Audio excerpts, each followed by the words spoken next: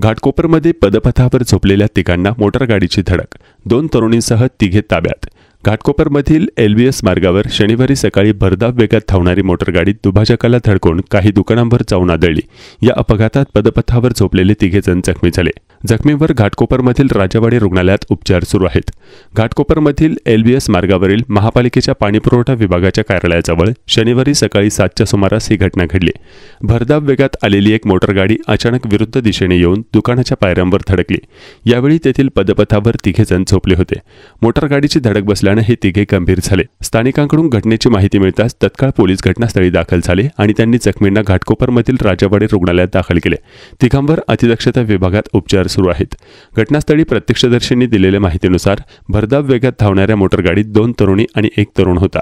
तिघेही मद्यधुंद असल्याचा संशय स्थानिकांनी व्यक्त केला। अपघातानंतर घाटकोपर पोलिसांनी तिघांना ताब्यात घेतलं असून या प्रकरणी पोलीस अधिक तपास करत आहेत।